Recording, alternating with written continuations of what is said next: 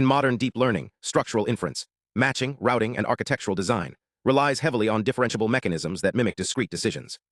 One of the most powerful tools in this domain is entropy-regularized optimal transport, commonly implemented via the Sinkhorn-based algorithm. It allows us to softly assign elements across two sets, like keypoints in images or tokens in sequences, while maintaining gradients for end-to-end training. But here's the catch. Practitioners often try to recover hard, discrete assignments by annealing the regularization parameter epsilon right arrow 0. The intuition is sound. As epsilon shrinks, the soft transport plan sharpens into a near permutation. Yet in practice, this cooling process is notoriously unstable. Models collapse early. Gradients vanish. Accuracy plateaus.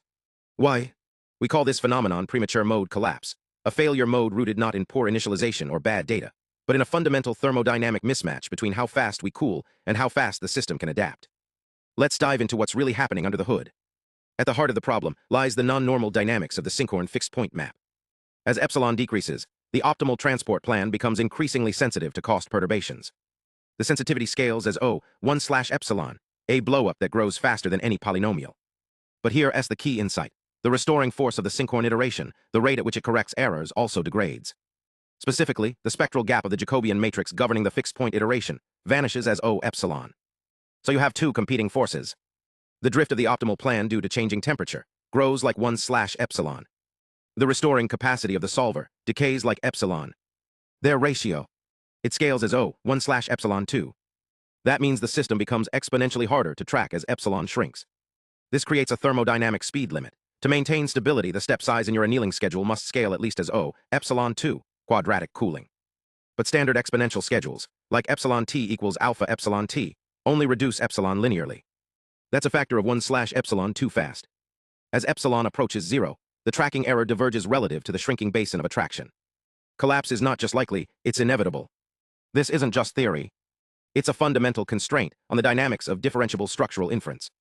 Think of the inference space as a landscape of basins. Each basin corresponds to a possible permutation. As epsilon right arrow 0, these basins become narrower and deeper. But if the target plan shifts too quickly, due to aggressive cooling, the current iterate gets pulled into a spurious basin, a local minimum that's not the true solution. Geometric view, the basin shrinks faster than the system can respond. The target drifts out of reach. Spectral view, even if the eigenvalues suggest stability, the non-normal structure of the Jacobian causes transient amplification. Pseudospectra extend far beyond the spectral radius, meaning small errors can grow dramatically before decaying. This dual instability, geometric shrinkage and spectral amplification, is why standard annealing fails so catastrophically. To fix this, we introduce efficient piecewise hybrid adaptive stability control, EPH-ASC, a lightweight real-time controller that monitors the stability of the inference process and adapts the cooling schedule on the fly. Here's how it works. Step 1, approximate the stability threshold. Instead of computing expensive spectral diagnostics, like the eigenvalues of the Jacobian, we exploit the theoretical result. The permissible distributional shift tau must scale linearly with epsilon. So we enforce a constraint. Delta Tf less or equal to ksafe epsilon t, where delta t is the instantaneous drift in the transport plan between steps, and ksafe is a data-set-specific safety slope. This approximation captures the core physics. As the system stiffens, epsilon right arrow 0, the tolerable shift must shrink proportionally. Step 2, two-phase protocol. Phase I calibration offline. We run a diagnostic oracle on a small proxy dataset using an aggressive schedule. We intentionally trigger mode collapse and record the drift-to-temperature ratio at the moment of failure. This gives us ksafe, our safety margin. Phase II, runtime control adaptive annealing. During training, the controller continuously monitors delta Tf.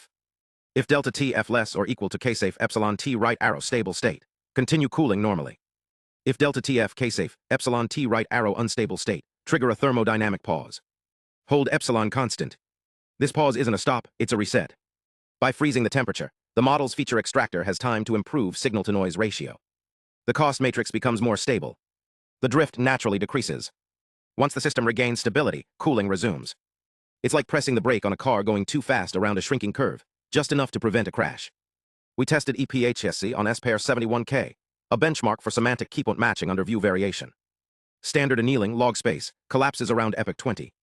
Gradients vanish. Accuracy flatlines. Gumbel Sinkhorn, stable but slow, due to high variance from stochastic exploration. EPH-ASC hours, detects drift spikes early, triggers braking, preserves entropy, and converges in just 47 epochs. A 1.6 times speedup over Gumbel Sinkhorn with negligible overhead. But the real test came at scale. We applied EPH-ASC to manifold constrained hyperconnections, MHC. in a language modeling task using the fine WebEdu dataset, real-world, noisy, high-variance data.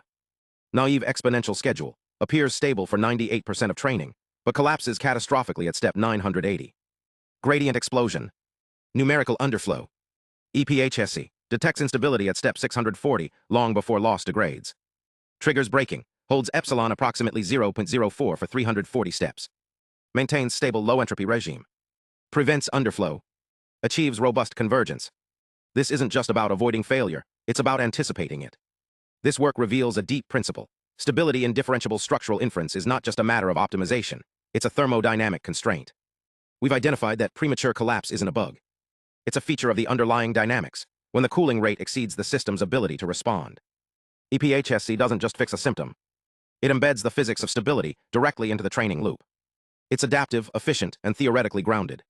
And it's not just for Sinkhorn. The principles, tracking error dynamics, resolvent growth, pseudospectral amplification, apply to any fixed-point inference system with a shrinking solution space. As models grow larger and architectures become more complex, hyperconnections, sparse routing, structured attention, the need for robust, stable structural inference only increases. Standard exponential annealing is no longer sufficient. It's time to move beyond hand-tuned schedules and embrace adaptive stability control.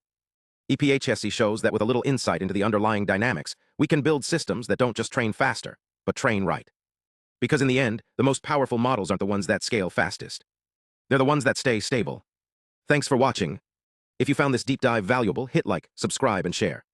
And if you're working on structural inference, try EPH-ASC in your next experiment.